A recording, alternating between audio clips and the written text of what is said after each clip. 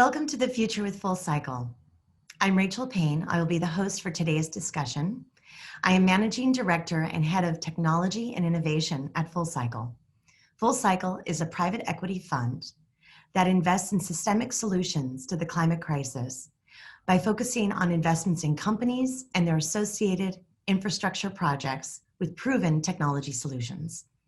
I am so honored to welcome today two amazing leaders of the climate movement, Dr. Ayanna Elizabeth Johnson and Dr. Catherine Wilkinson.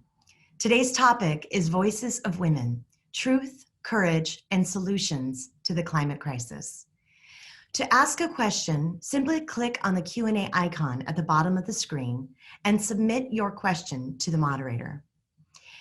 As background, Dr. Ayanna Elizabeth Johnson is a marine biologist, policy expert, writer, and Brooklyn native. She's founder of the Urban Ocean Lab, a think tank for the future of coastal cities, the CEO of the Ocean Collective, and she co-created the Blue New Deal for Elizabeth Warren. We also have Dr. Catherine Wilkinson, author, strategist, teacher, and named one of 15 women who will save the world, according to Time magazine.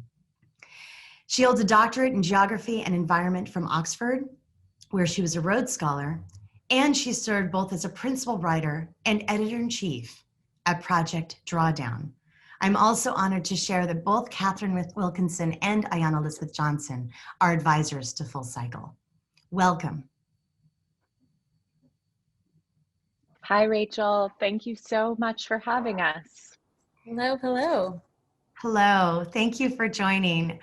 First of all, what a week. Congratulations on your book launch. Yeah, when you say what a week, you could be referring to like anything. It has been quite a week indeed.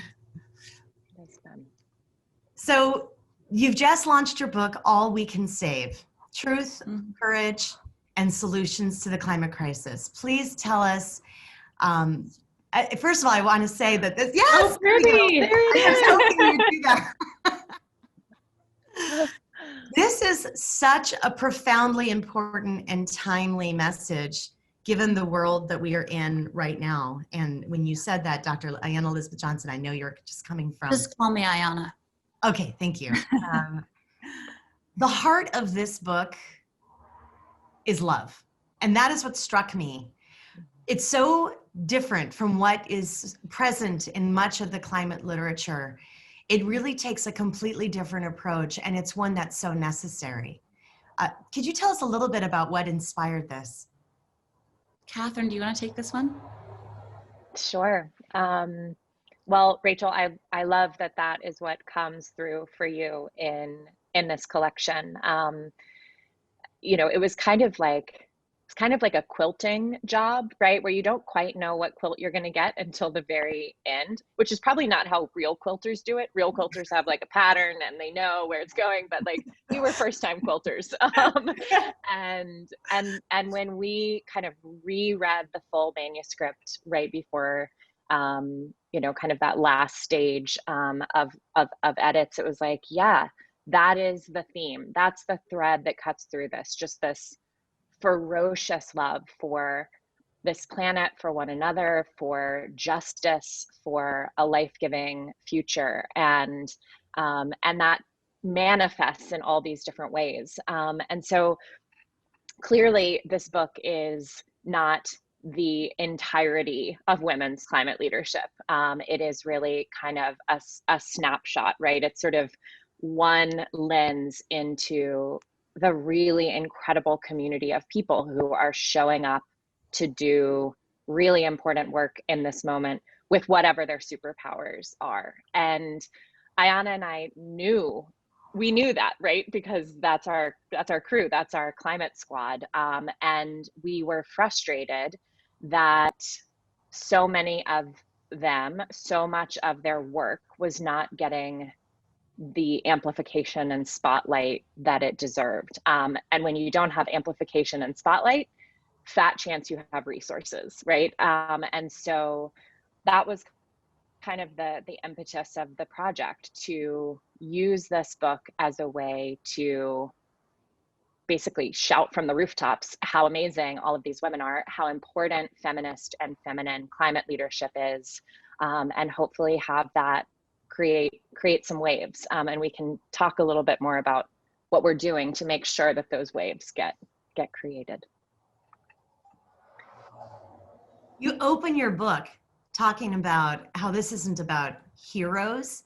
It's so much about community, and yet you talk about the superpowers. And I really love that this is coming from a place of feminine leadership. This is how we lead. We lead in community. We lead in collaboration. And it directly challenges head on this patriarchal paradigm that is responsible for so much of the issues that we're facing right now. And the fact that women are on the front lines of the climate crisis. There's this notion of how injustice is inextricable to the climate crisis. Could you say more about that? I really want Ayana to take this one, but I think she's Perfect. shutting out some road noises. Maybe there's like an exuberant motorcyclist I don't know, there's like there's a rally happening outside. I don't know what's happening. We're just talking about how injustice and the climate crisis are so linked. Mm-hmm. It's amazing to hear you describe the book in the way that we intended, because you never know if people are going to sort of like receive what you put out there as, you know, and interpret it in the way that you had meant. It's so that's really gratifying. Thank you for sort of echoing that back for us. And these qualities that you describe of you know, what the stereotypically feminine traits and how those can be so useful in this work, right? The need to think about, you know, how we can all bring our superpowers together, right? I'm sure there's some like cartoon metaphor here that is like Transformers, or I don't know, like Captain Planet. I don't know. Yeah. I don't watch TV. I don't know. Something about pop culture, insert reference here. And I think that's sort of the beauty of it. This collaborative, collective, nurturing, healing approach, because, you know, there's so much healing to be done as far as ecosystems, our relationship with the planet, our relationship with each other, that has sort of like caused all of these things to break down. And, you know, the insistence on doing all of this work with an eye to justice is something that, you know, Catherine and I think about a lot. And we know that some of the essayists, you know, have their work really focused on climate justice. But honestly, like when we read the manuscript the last time before submitting it, the world had changed so much, right? We started working on this essentially the day after Christmas, like 9 months ago to the day nearly, you know, inviting the essayists and starting to curate. And the world we live in today, with a pandemic and a recession and this uprising for racial justice, it's just a very different world, or America in any case. And all of the contributors to the anthology are American women. So this is very much focused on like, okay, USA, time to get our act together. We're the largest historical emitter of greenhouse gases. Like, we need to turn this ship around and lead by example. And so we weren't sure if the book would still meet the moment, but honestly, we shouldn't have doubted the contributors, right? Because they have been thinking in these deeply intersectional ways about the problems and how they are connected for their whole careers. You know, the manifestation of all of these system failures is something that's really come into relief in the past few months, but they've always been there. And so I'm so glad to be able to say that, you know, despite everything that's changed, this book couldn't be more relevant. Yeah. Meeting the moment. I mean, this is such a time of upheaval. A moment and a half, yeah. Yeah. Certainly. Sorry, Catherine, I didn't interrupt you. No, I mean, I was just going to say, I think, you know, it's a moment that I think invites folks who spend most of their days thinking about climate to make sure that the depth of their analysis about the climate crisis and why we're here and what it's going to take to truly address this challenge it's a moment for reflection. I think for kind of what Mary Anais Hegler calls climate people, and making sure, right, that we understand that it's not just clicking back to we've got a problem of greenhouse gases, but we've got a problem of an extractive capitalist system that is producing those greenhouse gases and making it so damn difficult to stem them. And when we trace those roots back, we're like, oh, right. And extractive capitalism and constructions of race and racism were born together at the same time, and very much in happy partnership with patriarchy.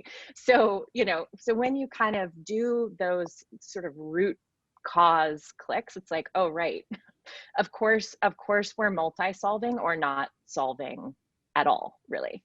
We're sort of band-aiding at best. Well, that really comes through in this work, which is that people power is central to the solutions themselves, and the role that women and girls play, who, for the most part, have the least to do with the contribution to the problem globally, and yet are the ones bearing the brunt of the climate crisis today. And how critical it is to hear their voices and the diversity of solutions that they have to offer. I thought that was just a very powerful theme throughout this book. I also appreciated the use of art and culture.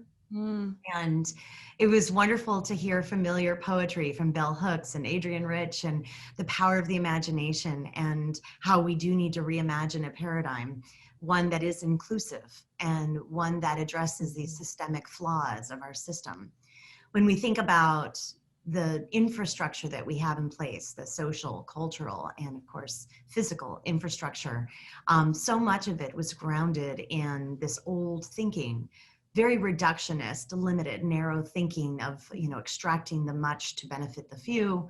And how we transform that systemic transformation that Regine Clement refers to from CREO is really critical. It's something we think about a lot at Full Cycle, which is how do we invest in the systemic transformation of new infrastructure? Because we know that any investment you make in infrastructure will be with us for the next 30-something years. So how do we do that in a way that can decarbonize the economy? I know Catherine Wilkinson, you worked a lot on this in Project Drawdown. It was refreshing to see this addressed again, but in a completely new lens. Could you speak more to that? Yeah, I think it's a question, I think, actually, that it kind of the work of Project Drawdown, which for folks who aren't familiar, tries to be sort of a resource and compendium of climate solutions globally. So what are the tools that are already in our toolbox? They're proven. We have good understanding of them, good data about them, and kind of how much can they contribute as a system of solutions between now and mid-century. That's been kind of the crux of the question that we've asked. But if that's sort of all about what the solutions are, this question of how is really important, right? Not just how do we move them forward, but how do we move them forward in a way that heals systemic injustices rather than deepening them. And I think that really comes down to grappling with the questions of who decides and who benefits, and how are any drawbacks mitigated, right? Because there are drawbacks. That's the reality, right? You're making trade-offs in these things. And so, I think who gets an invitation to the table to decide, especially when, you're thinking about the impacts that any kind of project, particularly infrastructure projects, can have on local communities, right? Making sure that that there's real attention to the listening that needs to happen. And it actually reminds me of one of the essays that we snuck in at the 11th hour in this book, is by Maggie Thomas, who first was a climate advisor on Jay Inslee's campaign and then on Elizabeth Warren's. And right the day after Warren announced her departure from the race, Ayana had the gumption to call Maggie and say, I know you're heartbroken, but we need you to write an essay. yeah, no, you're Climate policy. heartbroken, you're real exhausted, but can you, like, we couldn't ask you before because you were, very busy, but could you maybe do a piece now? And listening is really the crux of that piece, and from her perspective of policy, right? But how much better policy is when there is expansive and intentional listening that happens. And then when there's a miss, she sort of explains in one of the agriculture policies that they got a letter from a lot of leaders in Black farmers and agriculture, kind of saying, look, something's not right here, actually, and here's our suggestion about how to fix it. And that resulted in a dialogue that then, issued forth kind of an amendment to the plan. And like, that's what we need to be doing, right? We're not all going to get it right out the gate. But when we're willing to have that kind of more generous dialogue and listening and learning, I think, we've got a shot at moving solutions forward in a better way. Mm-hmm. Rachel, what you just described as far as infrastructure and how we invest in actually shaping and designing the world reminds me of the whole section of our book that's called Reshape. And that includes essays on real estate as relates to sea level rise, on adaptation for coastal cities by the head of New York City, the director of resilience for the city of New York, who has worked previously in Honolulu and New Orleans, talking about lessons learned from working in those cities. We have an architect talking about buildings designed for life and what that biophilia. I loved that. It's so much about love and life, and the way in which this is an expression of our connection, which has been missing. I didn't interrupt you. Please continue. No. I that is the perfect introduction. And Regine's essay on catalytic capital and how high net worth individuals and family offices can really influence the transition by making some of those higher risk investments in what the future could look like. And that section ends with an essay called Mending the Landscape by Kate Orff, who's a landscape architecture who works particularly along coastlines. This MacArthur Genius Awardee who just sees the world differently than the rest of us. And so I think, that section of the book would probably resonate really well with the full cycle audience. There are 8 different sections of the book. Each has 4 or 5 essays and 2 poems and some of these extremely poignant quotes that you mentioned before, as well as an original illustration as a way of sort of segmenting out the material to make it a bit more digestible, because it's like a lot of courses, right? If we're thinking about this as a meal, it's like, whoa, give me a break. Let's do dinner again tomorrow, same time, same place, kind of thing. So yeah, I think this idea of how we physically shape the future comes through in that section of the book really beautifully through those voices. So much of this is what can motivate us to take on and have the courage to take on this daunting work. And that notion of reconnecting with nature, reconnecting with the nature in ourselves, with our communities, was really powerful and clear. And it does address some of the tending and the mending, tending to the wounds, mending the harm that has been done, and then weaving together all of these perspectives and voices. So it was really beautifully crafted. The way you use the word motivate is really exciting to me, because a lot of times people are like, it's so hopeful. And I'm like, hopeful? Motivating, like that is an active word. Like, what are you going to do now that you know all this information, now that you're familiar with all these people, as opposed to like, I feel better about things now, So thank you for offering us that word in reaction to these pieces. Yeah. And there's this wonderful contrast that was made between economic mobilizations of the past and what we're seeing today and the opportunity ahead of us. And I don't know if this was prescient, but here we are in a place where globally $12 trillion has been mobilized in, response to the COVID-19 crisis. And yet, there's this lost opportunity when that's not done in a way that's grounded in this much more equitable and restorative and decarbonized future. And I really appreciated the work that was done around highlighting some of the differences between the New Deal and the Green New Deal and the Blue New Deal. And, if you could just speak to investments that we need to make now for the future that we want to create, given some of that context, that would be very helpful, especially who benefits, who participates, and how we need to be mindful of the difference. Yeah. I think the essay that, sort of elaborates on that point most explicitly is that of Rihanna Gunwright, who is one of the policy architects for the Green New Deal. She also happens to be a Black woman from the South Side of Chicago and a Rhodes Scholar, and honestly, one of the smartest people I've ever met in my entire life. And the way that she lays out the role of policy to set a narrative and a vision and describe the world we want to live in. I mean, for those who have read the Green New Deal resolution, that will make perfect sense to you. To those who haven't, it's only 14 pages, it's double spaced, it's big font, it'll take like 5 minutes. Everyone thinks it's hundreds and hundreds of pages. The Green New Deal resolution, very readable, very short. And she sort of writes the story of how that came to be and why it is so needed.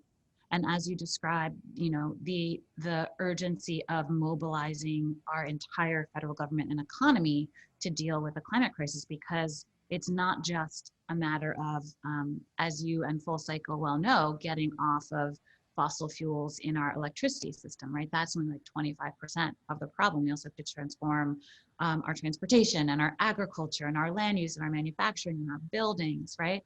And so to do all of that in the next 10 years, to be like halfway there in the next 10 years is going to take this massive mobilization. And so as you described, this has not happened yet in the United States, despite this vision that's been laid out, but it has actually happened in Europe.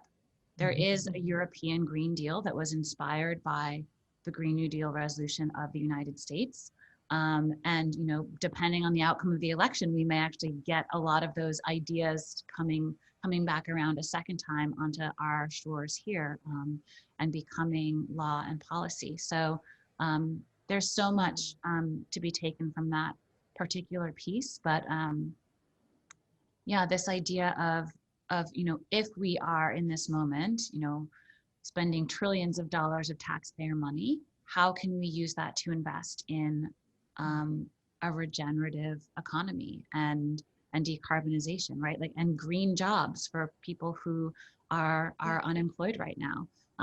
How do we invest in building the future that we need while we're like printing money left and right, So I think this book will offer a lot of insights into like where there are opportunities for those sorts of investments.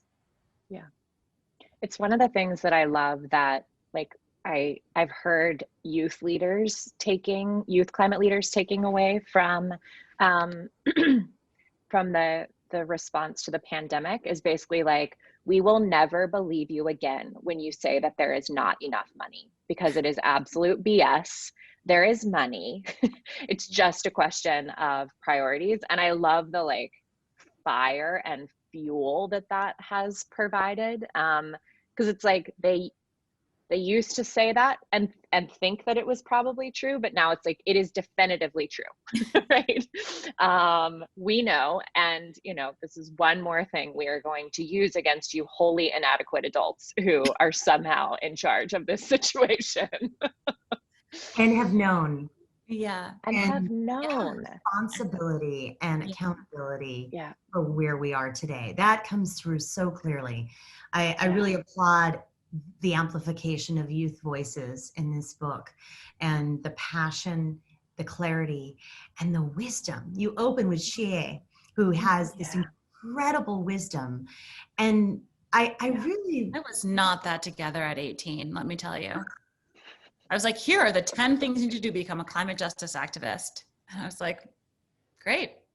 It was literally a Twitter thread that she was like, all right, people, like, let me break this down for you. And I was just like, can we put this into your essay? This is perfect. It's incredible, the wisdom that comes through. And this is feminine wisdom. This is indigenous wisdom. This is the wisdom that the current paradigm has systematically excluded. And because of lack of understanding or a willingness to understand or an agenda that makes it easier to not understand, that wisdom hasn't been heard. And yet it is vital and central to our survivability as a species. Could you say more about how you are bringing forth this wisdom? Yeah, as you were asking that question, Rachel, I was thinking about something that I heard Sherry Mitchell, who's another contributor to the collection, also an Indigenous leader in this space, author, teacher, amazing, a human. This was at the Omega Institute, I guess, almost exactly a year ago. And Sherry and Chie were on stage together having a conversation, and Sherry kind of took a minute to gather herself because she said, I want to say this to you with a strong voice, but our elders have been telling us that the generation who would arrive in this moment were made for this moment. And that really is, like, to me, that's how it feels, right? I do think they're tapping into something deeper and more powerful than a lifespan of 15 or 18 years, usually gives you. And yeah, Sherry has an exquisite piece in that same first section of the book, which is called Root. And Sherry just really rigorously and generously kind of unpacks the history of ignoring and dismissing the wisdom and practices and ways of knowing of Indigenous communities, and now kind of the arrival of science at, oh, there's a there, it turns out, right? And we told you so. Yeah, You could have just listened to us. Just a little bit of listening. Yeah. And then Tara Hauska, who is also, like Sherry, a lawyer by training and a land defense activist in northern Minnesota, has a beautiful piece that really explicitly addresses the values shift that she sees is needed in the climate movement. That there's this tension between the world that we say we want to create and then how people show up to do the work. And we need to, like, the world that we want to create is a long ways away. Hopefully we get to see some of it in our lifetimes. But for me, that piece was a real reminder to do the work today in alignment with the kind of future that we want to create. And I think also when we do that, like, that's an act of radical imagination also, right? Mm-hmm. To think that we can try to solve the problem in ways that are in alignment with what a life-giving future would actually look and feel like. So yeah, those are three pieces that we just love. Rachel, it's so nice to hear you use the word wisdom, because that's how we feel about this book, right? It's not information. Mm-hmm. It's like deep insights. And we took some editor's prerogative, and let me see if I can find a good example here. We wanted to make sure that nobody missed our favorite parts, like the parts that we found to be the most poignant and insightful. And so in the margins of the book, you'll see these lines, we're like, this is a really important part, and like the asterisks where there's like a really important statistic that we want people to remember. And we've underlined important terms and the names of women who are sort of given shout outs by the essayists in the book to kind of help people walk their way through. But what you said about this sort of moral clarity that youth bring to the movement, you know, comes through also in Alexandria Villaseñor's piece, which is called Dear Grown-Ups. And she's basically talking about intergenerational equity, right? Like how dare you leave such a mess to us? And like, this is what we need from you. And we're all like, you're gonna need to like be on our team. Mm-hmm. And, you know, and writing so poignantly about her activism having been inspired by the fires in California a few years ago, the Camp Fire, you know, which she lived through, and as a person with asthma was really affected by it, had to leave California for a while. And so I think this combination of like wisdom and clarity and solutions is like this super magic recipe. And, you know, another way of putting that is like the truth, courage, and solutions of the subtitle, because it's not about like hope, it's not about facts, it's like a deep understanding of the truth of the situation in which we're in, and the courage to actually like not turn away from that, but say like, okay, like, what does this mean I have to do? How am I going to like get it together and contribute? And then really this forward-looking focus on solutions, because like, who wants to read a book full of depressing climate facts? Like, I do not want to read that book. I will read those articles, but I don't need I don't need a book-length version of that. And we have that, right? As you described, like there are all of these sort of narratives of like what it looks like if we don't get it right. Like in popular culture, there's all these sort of like apocalyptic, like very vivid apocalyptic descriptions, but you know, we don't have enough writing and films and art that show us like, okay, like if we do get it together, what is possible, and like motivate people therefore to run towards that. And the excerpt that we published as like a little teaser for the book, we can even drop the link in the chat, is Kendra Pierre-Louis, who is a climate journalist, most recently at the New York Times, and now she's actually senior reporter on the podcast that I host. She writes about Wakanda in Black Panther being one of the few examples of a sustainable future, right? You see lush rolling hills, you see green buildings, you see public transit, you don't see suburbs, right? You don't see sprawl, you don't see waste.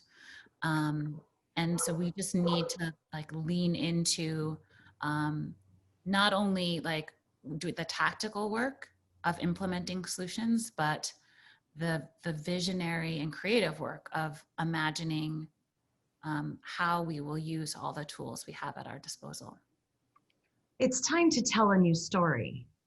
It's time to change the narrative. And another superpower of the human species is the power of the imagination. And yet we get caught in these tropes and stereotypes and the limiting view of what's possible, because it's coming from a point of view of zero-sum games and extraction and this power dynamic where there's winners and losers, and that's what needs to change. And I was really struck by, again, in the opening where you talk about our first climate scientist, Eunice Foote. Eunice! Eunice! My girl! We feel like we're on a first name basis with Eunice. Who undoubtedly inspired many to follow, but of course who didn't credit and attribute that inspiration, which is often the case when women are the muse, and IP is theft. And so you have this notion of women not getting proper credit for being at the forefront, but it also, you know, is a reminder of the knowledge that we deliberately shut out of our current system from the indigenous wisdom that is so much more connected to the world around us and the living ecosystems upon which we rely. I wanted to talk more about imagining a new future. And, Can I we love quickly tell folks who don't know about Eunice Oh, please, yes, of what course. her deal is? Catherine, do you want to like spill the beans about Eunice? Sure. So Eunice Newton Foote in 1856 published a paper about an experiment that she did that connected the dots between carbon dioxide in the atmosphere and planetary warming. And it's quite remarkable what she did because she, in that era, right, she's not a professor. She's not affiliated with an institution and all of the resources that come with it. She literally did this experiment in her backyard and came to this really profound conclusion. And she came to that conclusion 3 years before the Irish physicist John Tyndall published his work on the topic, which, as you might expect, having all those institutional resources was more detailed than what Eunice was able to do. He gave her no credit, even though he had had a paper on color blindness in that same journal as her original paper. So he very likely saw it. Imagine he didn't read her article and be inspired by her work. And yet, of course, who gets and yet totally. So we imagine no Eunice, one. He is Eunice going like, the original yeah, like, we imagine her going like, I literally just said that, dude, which like still we're saying way too often. And what's really interesting about her is that she was also a signatory to the Seneca Falls Declaration. So 1848, the manifesto that came out of the first women's rights convention in the US, and her husband also signed it, along with Frederick Douglass and, some other badass man feminists of the day. And we think of her as maybe the first climate feminist. And we sort of love that the grandmother of climate science was deeply committed to a gender equal world. And that like that link has been there. It's just that she was forgotten / dismissed / whatever until about a decade ago.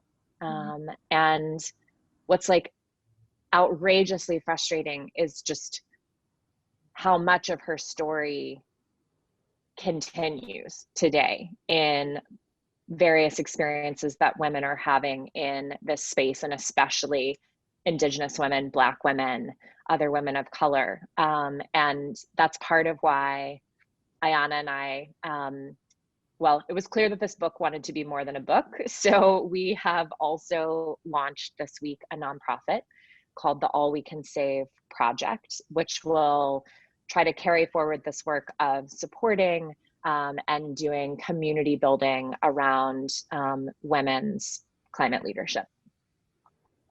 And in particular, we're planning to launch an award named after Eunice, the Eunice Newton Foote Award, to support women climate leaders, sort of like a Climate Genius Award. So if anyone's excited about that and wants to help us make this happen, get in touch. There's some information on our website, is allwecansave.earth/project for this, the nonprofit part. And you can find out more about like our dreams for what we're building. I'll pop that in the chat too. Thank you. So many sheroes in this book that I'm thrilled that you honor. And there are a few who just makes me mad we couldn't have a launch party, right? Like this would be the best party ever. It would have to be like a 3-day party. Bring together the best minds.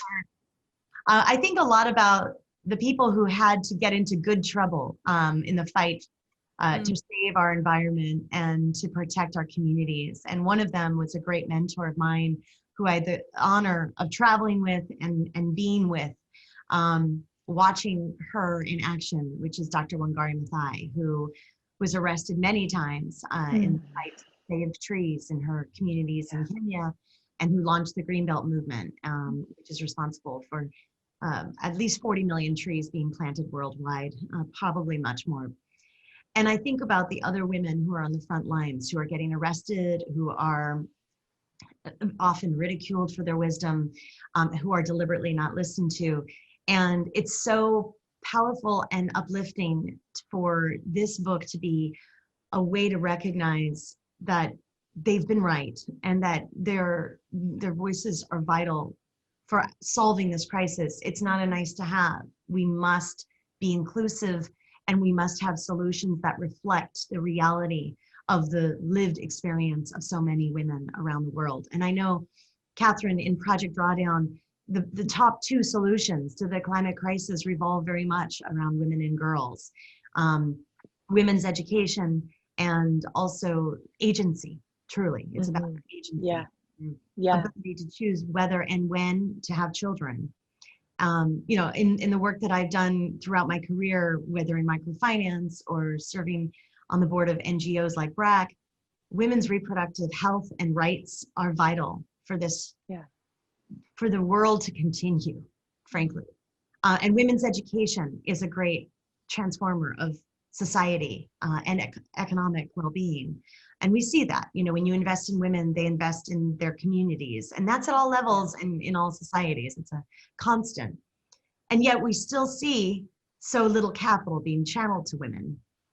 Yeah. And I hope this book is a reminder that in order for us to survive as a species, that we need to invest in women directly, and we need to invest in the solutions that they bring to the table, which are very grounded. They're grounded in wisdom, and they're grounded in their reality, their contextual reality.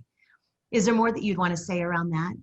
I just feel like we should take that and put it on our All We Can Save project website. That was like the perfect description of why we are focusing on this. Like, how can we support this redistribution of resources, right? I mean, no matter how intelligent and well-meaning, you know, the small group of white men who've been dominating the public discourse on climate in the US are, it will just never be enough, right? We need so much more wisdom. We need so many more leaders.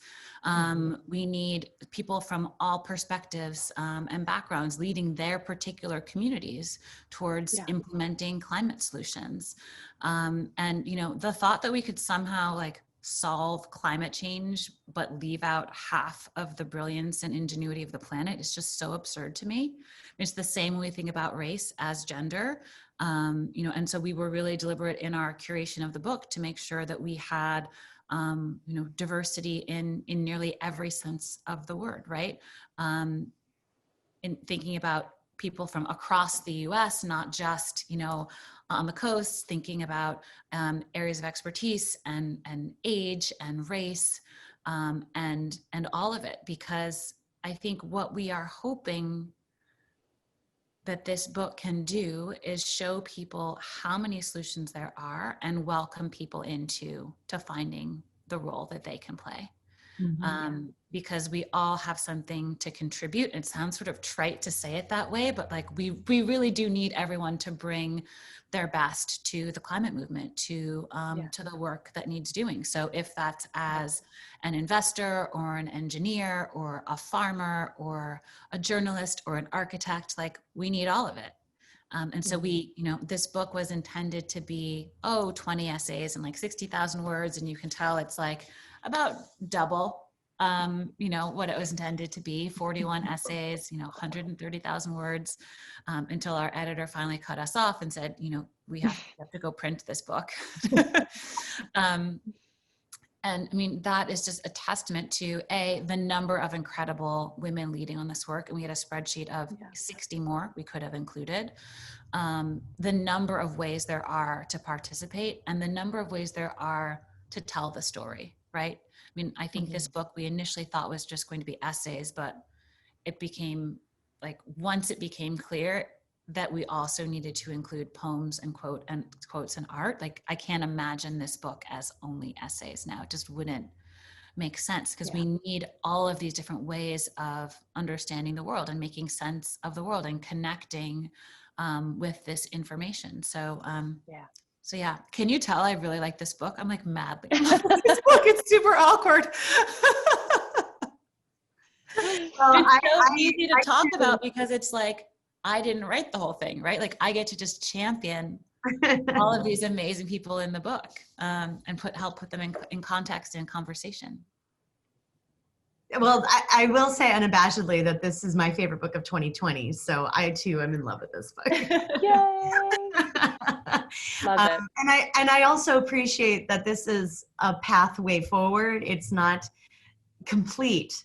Like, we acknowledge that this is all a work in progress and that we have so much work to do, but that it is the work of all of us, and that it is the participation of all of us that makes it possible to achieve what is, again, it can be quite daunting, but it's an opportunity. And to shift that mindset, to shift the narrative, to use art and culture to help us reimagine new possibilities, and to do so in a way that isn't dragged down by the reality that we've had to bear thus far. This is a wonderful opportunity for us to begin taking questions. Yeah, please. Looks like there's some good ones. Yeah, but there are some good ones. One of them is related to the role that women and girls play in their community, and how they can play a special role in bridging this divide between those who maybe are undecided, don't quite understand the climate challenge, or have been, brainwashed with propaganda, which is funded by fossil fuel industry, to not believe. But how do women and girls help bridge that divide? Yeah. We, I think Ayana and I both feel like the climate movement has not always been a party that you'd really want to go to, right? Like, it feels like a party where maybe people are going to like throw facts at you and make you look at many charts and tell you how bad things are. And then, like, it hasn't. And then leave you on the dance floor. And then leave you on the dance floor. You're like, wait, what do we do now? So I think there's a lot of need for more welcoming, and for the movement to feel more open, not just the domain of experts. And I think, that kind of softness, and like that sort of bringing in, we see women in the space doing really well, right? Coming from a place of inquiry and invitation, rather than I know it all, and I'm going to tell you about it, right? And when we think about particularly, that camp of folks who have bought into the fossil fuel propaganda, like, why did we think that doing this debate for years and years and years would bring people in? Like, if I'm somewhere in that middle space of like, I am kind of concerned, I'm not sure, well, I don't want to go into a place where it seems like what we do is scream at the other side. So all of that, I think, is a space where like women are coming with a different energy. And certainly, and we say this in the beginning of the book, we call it, that feminine and feminist climate leadership is not limited to any gender, right? These are qualities and kind of values and commitments that anyone can engage with. It just so happens that we see women bringing them in droves. And really, jump in, Ayana. You sort of mentioned, Rachel, girls in particular. I mean, these teenagers, right? These adolescents who see each other doing this work and say like, oh yeah, I'm in, right? It's not like people saw Greta Thunberg and followed her. Like, there would be no movement if other teenage girls hadn't followed, right? And this willingness to sort of follow where leadership emerges, I think, is super powerful. And say like, oh, I'll start my own local chapter of this, but like I'm joining, as opposed to some other sort of like make your own, be better kind of, disprove their theory of change kind of thing. And I think that's how movements grow, right? And that's what we've seen. It's really uncanny how many of the youth climate leaders are girls. Like, it's overwhelmingly female. And so whatever that is, I don't know that I can like put it into words. Like, we definitely need more of that. Yeah. We have a question from Lori Brodling, who says, in the solution set in your book, what part of that is green infrastructure, meaning nature-based solutions? Not only plants and trees, but physical items such as permeable pavers, low energy No, no way. But basically, what are nature-based solutions, and how do we address those, and how do we invest in them, and what are some of the things that work? Mm. There are lots of nature-based solutions in the book, both solutions for stemming greenhouse gas emissions, for sequestering carbon, but also nature-based solutions for resilience, and protecting our communities. So that ranges from Kate Orff's wonderful piece about the work of the landscape architecture, really profession, but particularly scape and living oyster breakwater projects, and let's set the Mississippi River free so we stop having all of the problems that we have with it. Let's have a living national seashore where we actually pull back and let nature do its thing. There's a whole section of the book called Nourish, which is all about ecosystems, land, farming, food. So lots of exciting things there. In particular, we love the story of Green Wave, which is a nonprofit that Ayana's on the board of. They work on regenerative ocean farming, which I think is a particularly exciting area because there's a very low financial barrier to entry, which is very different than farming on land. And as Emily Stingle writes in that piece, interestingly enough, like that space is being led primarily by women. And it's a new industry, so it's a chance to kind of get it right from the get-go. Wonderful. I see questions in here about, preaching to the choir, but one of the quotes I loved from the book was that sometimes the choir needs the words to the song. Mm-hmm. And so, if sometimes you feel like you're preaching to the choir, and that's for everyone on this call, you have so many people who have a desire to do something, who are seeking to make meaning and to have an impact in a positive way, but sometimes they need the words to the song. Mm-hmm. And I thought that was a wonderful and gentle way to guide people through this very complex challenge. We know now, I saw there was a question also about, how do you deal with climate deniers? I like to call them climate science deniers. So what they're denying is, facts. Mm-hmm. How do so the answer to that is we move forward without them. We don't fight about it. It's only 7 or 8% of Americans. It's mostly a small group of conservative white men, more or less. That's the dominant demographic. And so we do it without them. And so we have the largest group of people who have in the US who have ever been I'm concerned, I'm in, what are we doing? And I think that's where Catherine and I are sort of directing our energy, as people who are all right, so what do we do now? And what role do I play? And how do we do this together? Because, that is the vibe that's needed. And, these deniers can just go yell into the void.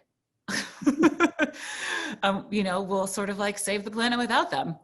And I think we have the intellectual and creative might to do that. And certainly the financial resources exist. It's just a matter of how quickly can we deploy them and get them into the right hands. And often you see, when it comes to climate, this sort of outsized risk aversion on the part of investors, especially when they're philanthropic dollars, where people want to know that it's going to work before they donate. I'm we don't know. But we really have to try, right? We have to take a chance on some of these new leaders. We have to take a chance on individuals and not just old organizations, right? Mm-hmm. That's a lot of, the thinking that goes into the All We Can Save project and into the reason why we wanted to highlight these voices for the book and say I'm sorry if you missed these folks before, but here is our binder full of climate women. You have no excuse anymore. Very good. I also really appreciated how so much of the book is about listening. And one of our viewers, John West, is highlighting the need for investors like myself to Mm. really listen to the entrepreneurs and the innovators, the scientists who are coming up with these solutions. But let's extend that as a superpower still for helping address the climate crisis collectively, which is to listen to each other, to listen to people on the front lines, to listen to women and girls, to listen to indigenous. So listening is check your ego at the door and listen more. There's a question around what can we do to support more Gretas and youth leaders around the world? What are some of the things that we can do for those of us who want to take action? Yeah. I mean, I would say that they are cultivating one another, right? They're doing that, like reach out, grab each other by the hand and say, like, we need you in this work. So I think then the question is, what do they need to do more of that good work, right? And in a lot of cases, that is financial resources. We have been shocked to hear how much free labor youth activists are asked for, even more than women.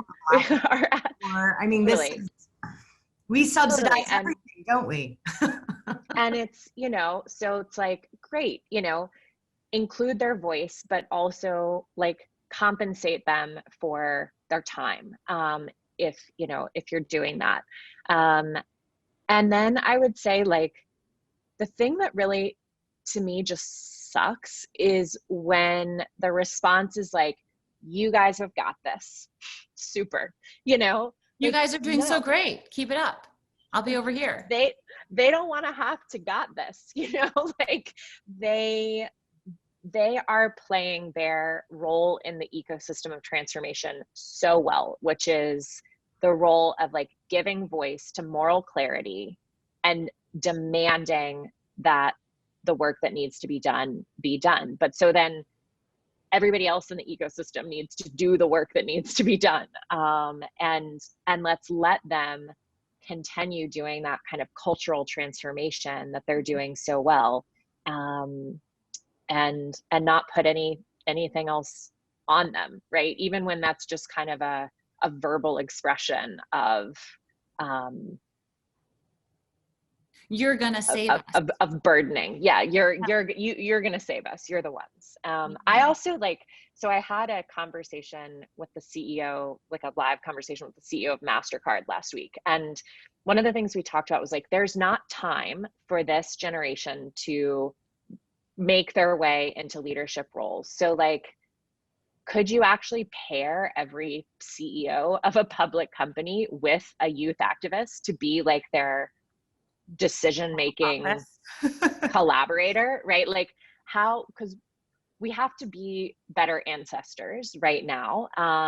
And I feel like the youth activists are giving such a good voice to future generations, as well as the present. So like, yeah, how do we not just like, yay, they're great, but like actually let them inform the choices that we're making?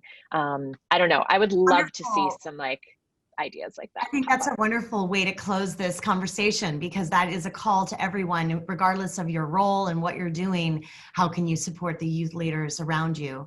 And I would like to say also that as a gift for everyone who attended today, Full Cycle will be donating a book to everyone who replies to the email, so you can have a physical copy of this tremendous work. And let's close out. I wanted to dedicate this session to Ruth Bader Ginsburg, who we lost last week, and who told us that, you fight for the things you care about, but do so in a way that others can join you. And I want to honor her legacy as well, as someone who's fought for our rights. Any last words very quickly, ladies? This was wonderful. There's such a beautiful essay in this book about the power of litigation and the importance of the law, and some incredible stories of how that's been used. So in Ruth Bader Ginsburg's honor, we've been sort of revisiting those pieces, and just so bolstered by the work women in the climate movement are doing, that for sure honors her legacy. Thank you. And we're honored to have this conversation with you. And yes to a launch party. You tell us what. For the paperback. Thank you, everyone. Have a wonderful day and enjoy this beautiful book. Thank you.